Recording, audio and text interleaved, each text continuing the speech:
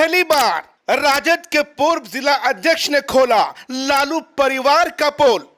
Party छोड़ने की वजह बताई, ओवैसी को बताया तेजस्वी से बेहतर। बोले सीमांचल की फिजा में फिर लहरेगी पतंग। बिकने वाले नेताओं को जनता सिखाएगी सबक। कभी लालू के थे बेहद करीबी, आज बगावत के तेवर में आखिर क्यों है शाहिद। बताएंगे सब कुछ, बस वीडियो में आखिर तक बने रहिए।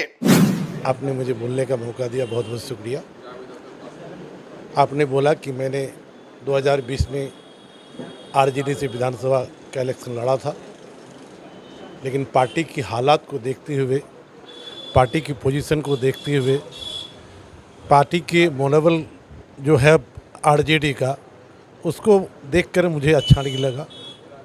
क्योंकि हमने देखा कि यहाँ पर 5 सीट 2020 में एमआईएम जीती थी, जिसको आरजेडी ने तोड़कर 4 अपने में ले लिया। जब उन्होंने लिया, ये 4 आदमी को लिया, तो हमने देखा कि इस पार्टी में ये पार्टी अपने से कुछ नहीं कर सकती है, लेकिन पैसे के दम पर किसी को खरीद सकता है। ऐसे पार्टी में रहना अच्छा नहीं है। इसीलिए मैंने उस पार्टी से हटकर लोकसभा इलेक्शन में एमआईएम का दामन को थामा है। ये कोई ज़रूरी नहीं है कि मैं विधानसभा इलेक्शन लड़ूं या ना लड़ूं, लेकिन मैंने ये दामन थाम लिया एमआईएम का। अब सदर साहब, अख्तरुल ईमान साहब, जनाब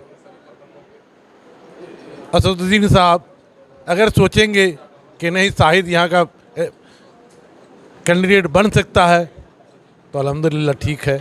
लेकिन सर, सियासी गलियारों में ये चर्चा है कि इजहार अस्फी साहब के चले जाने से, राजद में चले जाने से जाहिर है एमआईएम की जो सीट है वो वैकेंट है, और इसी वजह से आपका इधर आना हुआ है। आपको उम्मीद है कि पार्टी आपको टिकट देगी और आप यहाँ से चुनाव लड़ेंगे। ऐसा कोई बात नहीं है। मैंने अख्तर भाई से ऐसा कोई बात नहीं कही है।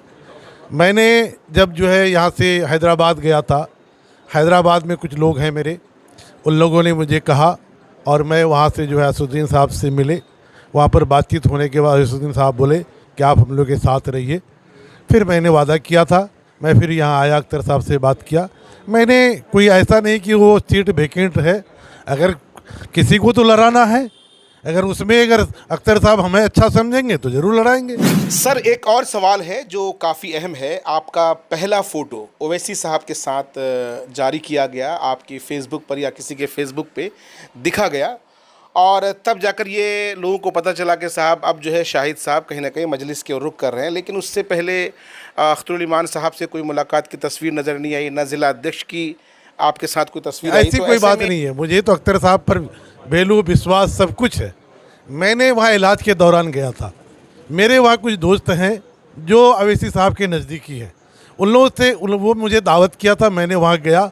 उन लोगों ने बात रखी कि आप ये लोकसभा में क्या करेंगे, तो मैंने कहा कि नहीं, अब तो मैं आरजेडी में नहीं हूँ, मैं जो है एआईएम में वो करूँगा। तो उन्होंने बोला कि चलिए ना, एक बार जो है हम लोग जो है ओवैसी साहब से बात मिल लेते हैं। फिर भी मैंने कुछ नहीं बोला, लेकिन तुरंत उन्होंने जो है ओवैसी साहब को फ़ोन लगा दिया। ओवैसी साहब उसे टाइम दे दिया कि कल 11 बजे आइए, इसलिए मैंने वहाँ गया। लेकिन वहाँ जा कर के मैं कोई वो जो है नहीं किया, पार्टी ज्वाइन नहीं किया, बस उससे बात की मैंने, और उससे बात करके मैंने यहाँ आया। फिर अख्तर साहब से मिले, अख्तर साहब मेरे यहाँ गए, फिर जो है ओवैसी साहब यहाँ आए, तब मैंने पार्टी ज्वाइन की। ये हमारे पार्टी की मकबूलियत है कि हमारे पार्टी में कई दावेदार आ रहे हैं, लेकिन मैं अपने साथियों से कहूँगा कि कभी कभी ज़्यादा दावेदारी पार्टी के लिए जो है वो आप उसके डिसिप्लिन को बनाए रखिए। एमआईएम जो लड़ रही है सिर्फ इक़्तिदार की हवस नहीं है, बल्कि आदल व इंसाफ और सीमांचल की और बिहार के बेबसों की लड़ाई लड़ रही है। तो बेबसों की लड़ाई लड़नी है तो हमको हर हाल में अपने जमात में इत्तेफाक और इत्तेहाद बनाए रखना है, इसका भी ख्याल रखें।